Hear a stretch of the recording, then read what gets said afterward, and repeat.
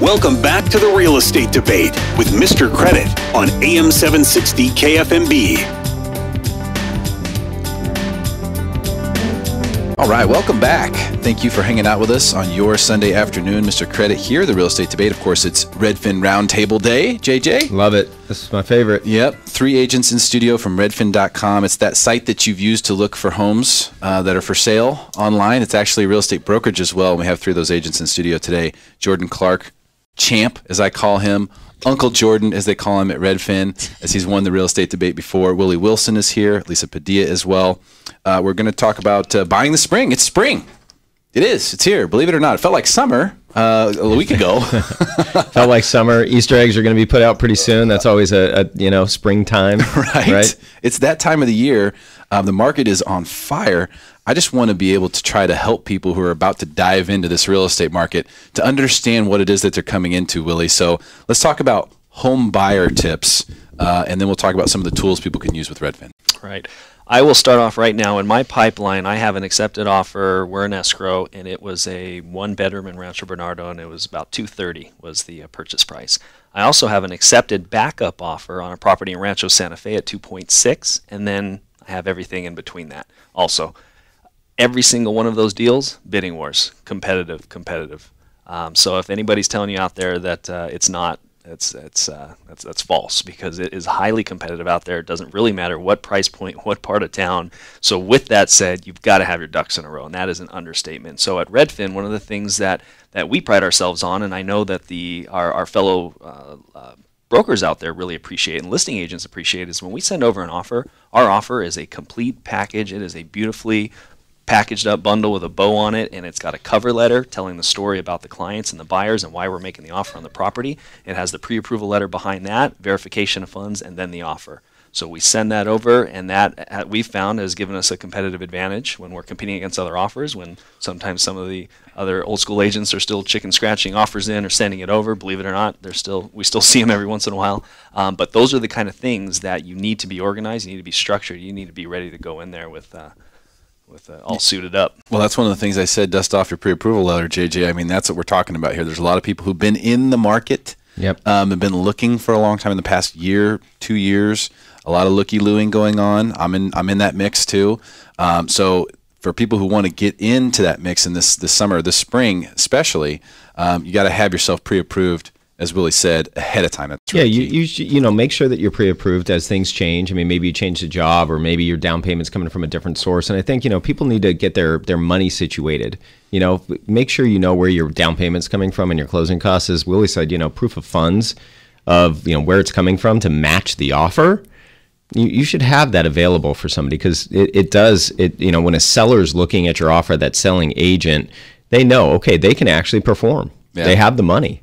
They have the money. Very important. Have the financing set up. Yep. Don't buy anything new. No new cars. Get stable before. You know what I mean? You got no new purchases. Don't run up to credit cards. None of that stuff. Keep it clean on the credit report when you get into this position. There's a couple things to point out too. There's little room for error here in the very beginning when you're making that offer, and then even when you get an escrow, because of the seller's market. It's so dominated that there's backup offers. So if you don't have your loan in place and it comes day 17 or whatever you've negotiated on that contingency period timeline, they're not messing around. They're going to send you the notice to perform, because they've got a backup offer ready to go. So there's little room for error in the beginning. There's a little room for error during the process. So you better have that intimate relationship with your lender and whoever your loan officer is, just as much as you are with your agent, because they're the critical path at the end of the day to get that thing to closing. Right. My client almost lost the house because 2 weekends ago he went out for the President's Day sale and got a Macy's credit card, and it was just before he was going to close. He just signed up for it, didn't even buy anything, but it ended up still taking a week to sort that out with the lender. And he had been warned beforehand by myself and the lender, but he just forgot about it this one weekend when he was out shopping. And luckily the seller was very nice and didn't mind closing a week later, but under some other circumstances, it wouldn't have been okay, and you could have lost the property. And that wasn't worth the 10% off. I don't care what you buy. There's nothing at Macy's that is, 10% off is going to be worth losing a house, especially in this market. Lisa Padilla, tips for people buying this spring. It is competitive out there. So we've all dealt with buyers that have We've talked to them, we've prepped them, and we've written an offer for a certain price point, and we haven't gotten it. And we go back to our buyer and we say, you didn't get the deal. And they said, but Lisa, I would have paid $5,000 more. Please come in with your best foot forward. You may only have one chance to write an offer right now. So, I would always recommend thinking about what are you willing to pay for a home. If it is that home for you, don't offer a penny less for it, because you might not get that opportunity to come back and do a counter offer.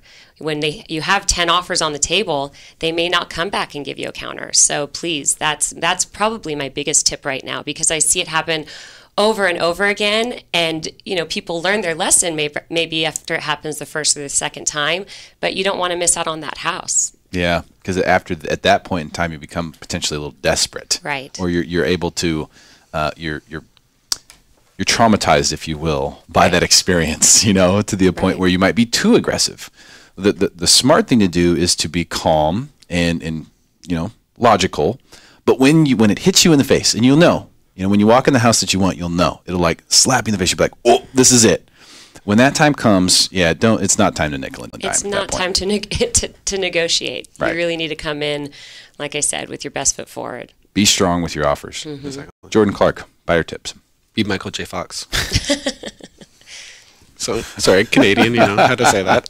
But also, it's back to the future. You got to go to the future in order to figure out how you should act now. So I have 2 clients right now, one moving from Seattle and one moving from Boston.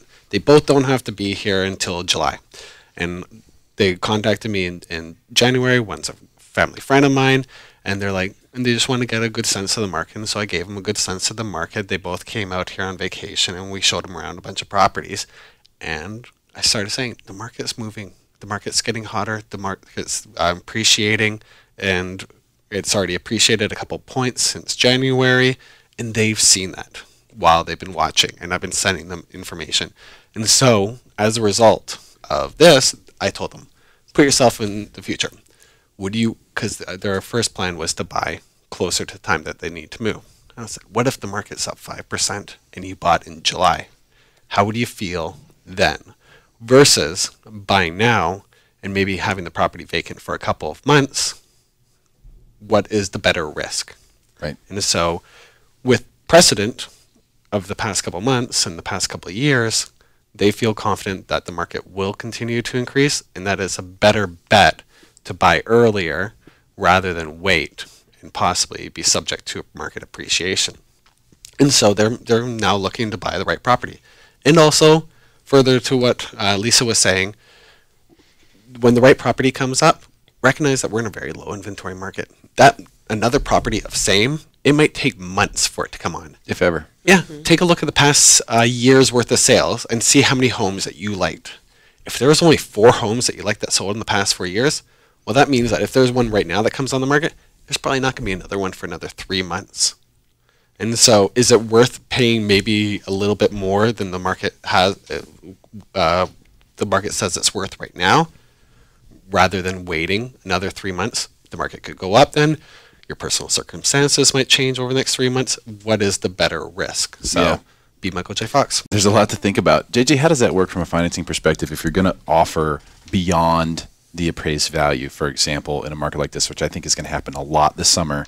How does that affect your down payment situation? Are you just going off the appraised value for LTV, or does any of that take into account? That's a great question to ask. And so there's 2 things. We have the what you're buying the home for, right? So we have the list price and then what you pay for it. So once you entered into escrow and you're on that contract, let's say the contract price is $500,000. And maybe the list price was $485,000, so you've overbid on the list price. You're in contract at $500,000.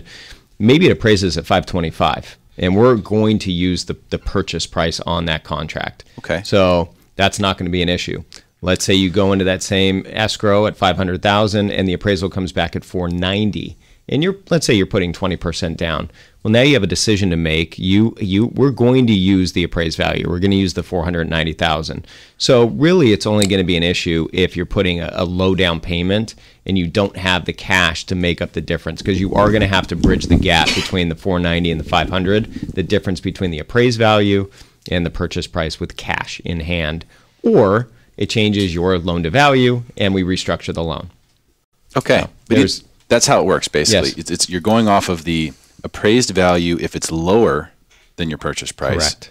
You're going off the purchase price if the appraised value is higher. That is correct. Okay. And even the property taxes, sometimes people are afraid because it appraised higher that, the property tax base is going to be based on the appraised value. It's based on what you're paying for the home. Okay, that makes sense. Well, let's talk about some of the tools that Redfin has for buying homes, especially coming into a competitive market like this spring and summer, like we all expect this to continue. Willie, what are some of the tools that people get to use if they buy a home with Redfin? Right. Last time we were on the show, we were talking about our app specifically, and I actually had another good story that just happened the other day. It's actually one of my own listings. I'm listing a condo over in Encinitas, and I put it on the MLS, and it made it to Redfin's website within 5 to 10 minutes, and boom, I get a text from an owner that lives in the community. He's been looking for another opportunity to purchase another one. So, in fact, he's Mr. Jordan's client here, Ron Millar.